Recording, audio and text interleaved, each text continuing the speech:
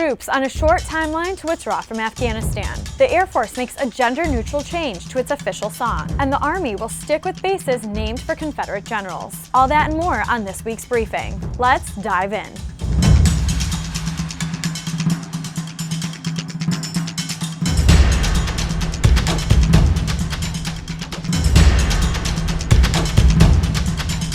Thousands of troops are set to withdraw from Afghanistan in the next few months, following a peace deal between the U.S. and the Taliban signed this weekend. Officials say about 4,000 U.S. troops will return home, leaving a force of about 8,600. The agreement says that we would reduce down to 8,600 within 135 days, and that drawdown would begin in the first 10 days. As you know, I've said on many occasions that I'm comfortable we can still conduct all the missions we need to conduct at 8,600. The drawdown is the first phase of a plan that could see all U.S. troops leave Afghanistan in the next 14 months and end the longest war in American history. In comments to the press this week, President Donald Trump said he had spoken to a Taliban leader about the reduction in violence.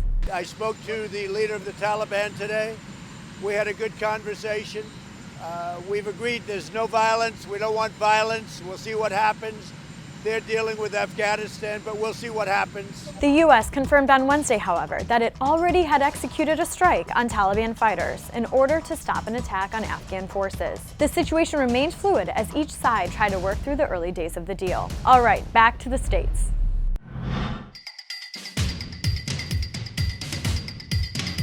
The Army said this week that it has no plans to follow a recent Marine Corps directive to remove Confederate symbols from its installations. The Corps recently committed to removing all Confederate-related paraphernalia from its bases, though details of precisely what would be removed were not immediately clear. The Army currently operates 10 installations named after Confederate commanders, including Fort Lee, Fort Hood, and Fort Bragg, among others.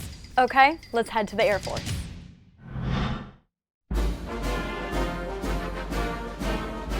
The Air Force is updating the lyrics in its iconic official song to make it more inclusive for women. Air Force Chief of Staff General David Goldfein recently announced that the Wild Blue Yonder song's third verse will remove a reference to the brother men who fly. The updated line will now refer to the brave who serve on high. And continuing the theme of including women, the force just released more guidance for female aviators and how to use their flight gear. This week, how to pee in the cockpit. This is how it's done.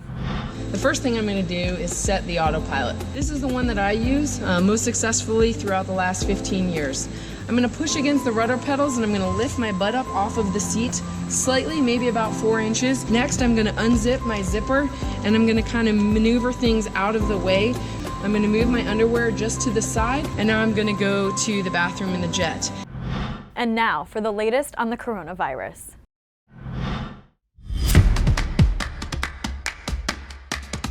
The Army is now screening new recruits for coronavirus. Trainees getting off the bus for basic training at 4 installations will be screened with questions and a temperature check to see if they are potentially sick or infected. Meanwhile, local communities outside of the gates of military bases housing quarantined patients are questioning why people are being sent to nearby hospitals for testing instead of staying on base. The mayor of San Antonio appealed to the Pentagon this week, saying it runs counter to quarantine protocol to ship people off base for testing. A town outside of Travis Air Force Base in California blocked a similar move. The virus continues to appear in new locations as governments and the military look to stop its spread. Now for this week's Military Times reports.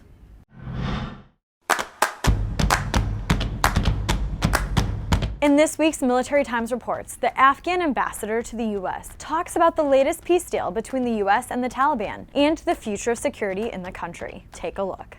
In 14 months, if this all works out, Afghanistan will have to defend itself completely. Are the Afghan security forces able to do that? Even currently, over 94% of all the military operations are carried out by the Afghan forces. And the adjustment of the troop has been something that was coordinated closely with our security forces. Should we assess and get to the point that this is going to be feasible, I believe that we would be able. Plus, what you're referring to in 14 months is under an assumption that the conflict will end, that there will be a peace negotiation and it would end to a peace deal. It's very clear are all around that is all based on conditionality. There is many conditions to be met along the way for us to get to that point. Should we get to that point and all those conditions should be met, then we of course there is no need, because Afghanistan would be peaceful and we will be still receiving support for our security forces as it has been committed, and we are looking forward towards working together with our partners toward a self-reliant Afghanistan. For more of that interview, visit militarytimes.com. Okay, moving on.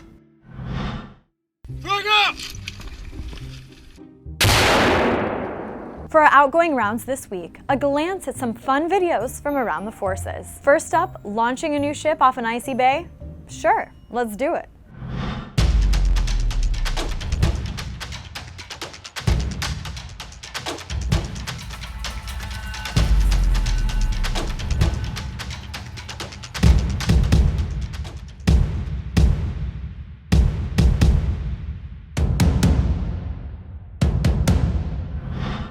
And for some of this year's best visuals, you can't beat Cobra Gold, the annual joint training exercise in Thailand. Let's watch him drink snake blood.